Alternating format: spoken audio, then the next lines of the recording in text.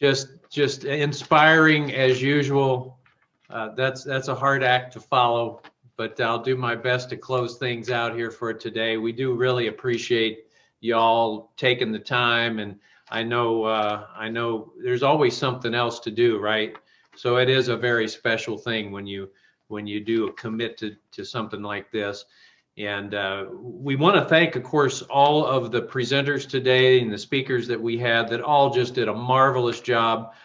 Tempest S. Smith, Deanna M. Mitchell, Mr. Phil Sorrentino, Serena Brown-Travis, Vastine East, and of course, the one and only Antonio T. Smith, Jr.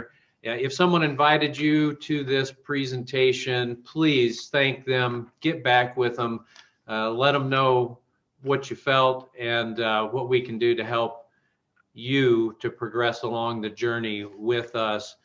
You know, I just wanted to close with some words, and this story is something I know that you've heard before, but it always struck me, it rang a chord in regards to ATS and what we're trying to do here.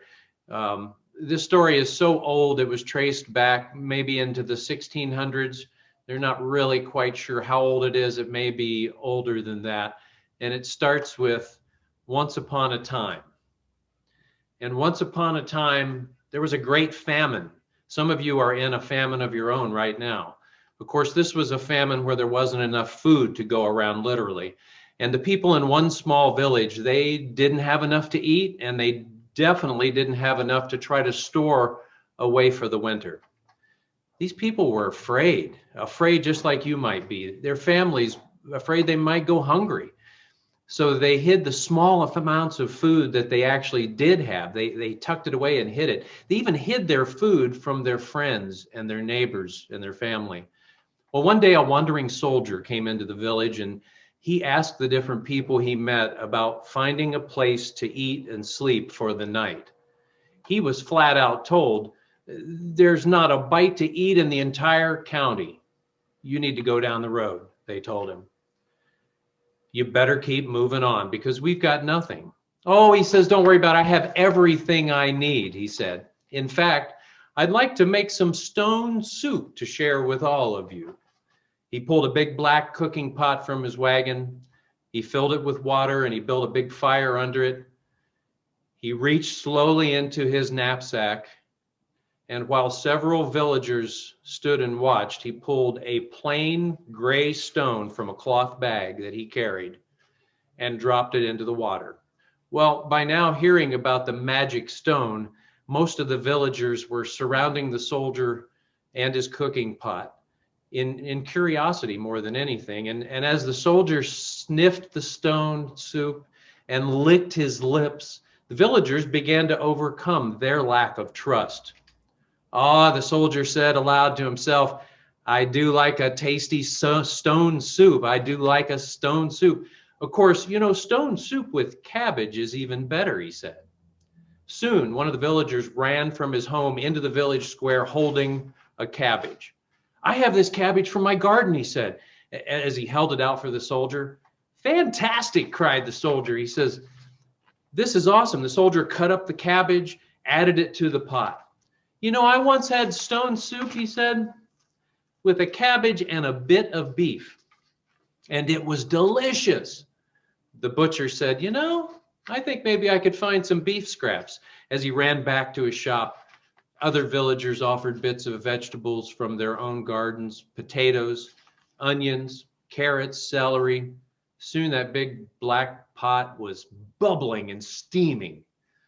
When the soup was ready, everyone in the village ate a bowl of soup, and it was delicious. The villagers offered the soldier money and other treasures for that magic stone, but he refused to sell it. He had many offers for a cot to sleep on that night. The next day, he traveled on his way.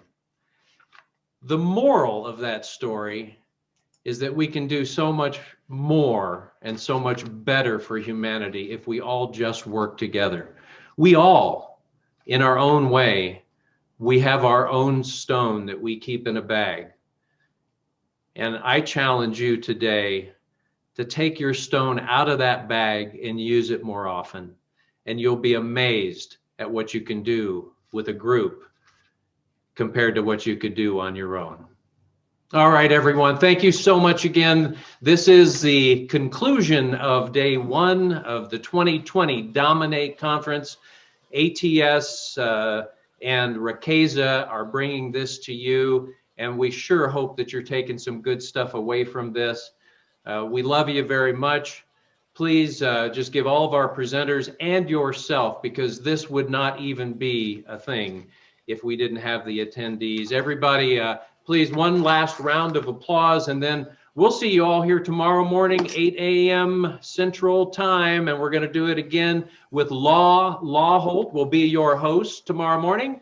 And I am Jerry E. Potter, National Director, Rakeza, ATS Business University. Come dominate with us. Yeah.